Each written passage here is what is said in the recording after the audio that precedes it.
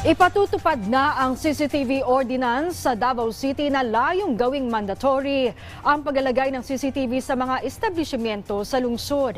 Yan ang ulat ni Claudette Loreto ng PTV Davao.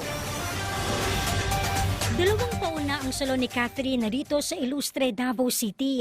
At dahil prioridad ang seguridad ng kanyang mga empleyado at customer, naglagay siya ng CCTV sa loob mismo ng establishmento.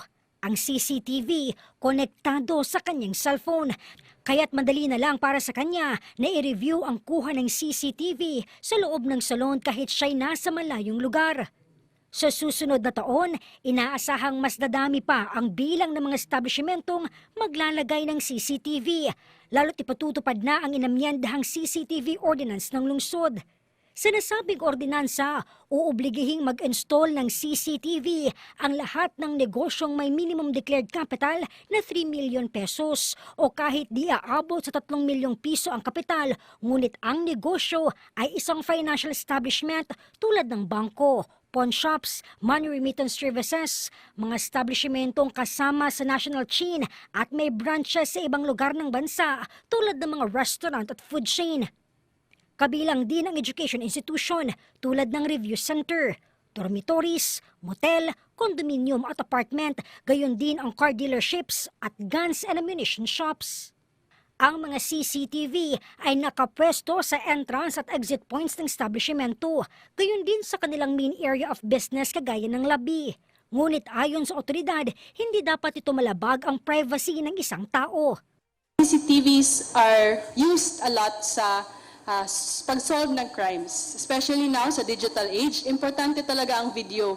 Marami ka nang pwede ma-prove sa court with these videos. So, we want to help the city government and we want to help the Davaoenos as well. If you have a CCTV system, it acts first as a deterrent. Pag nakita ng mga criminal-minded individuals na may CCTV, they are less likely to engage in criminal activity in that area. Second, it's also crime-solving. So deterrent na, crime-solving pa, makatulong talaga siya. Pinahihintulutan din ng ordinansa ang security cluster na agad makita ang kuha ng CCTV oras na may mangyaring krimen. All establishments, this is only for viewing.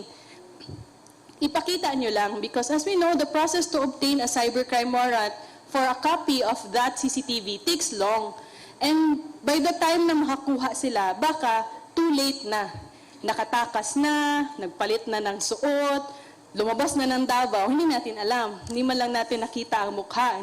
Kabilang na ang paglalagay ng CCTV sa mga kakailanganin upang ma-renew ang business permit. Existing CCTV cameras. If they already have an existing CCTV system, they have a depreciation period of 1 year for their already installed CCTV system. Yung wala pang CCTV system, 30 days from renewal, kailangan na sila mag-install. With another 30 days extension period, Nakatakda ring dagdagan ng CCTV ang iba pang pampublikong lugar sa Davao City. Claudette Loreto para sa Bayan.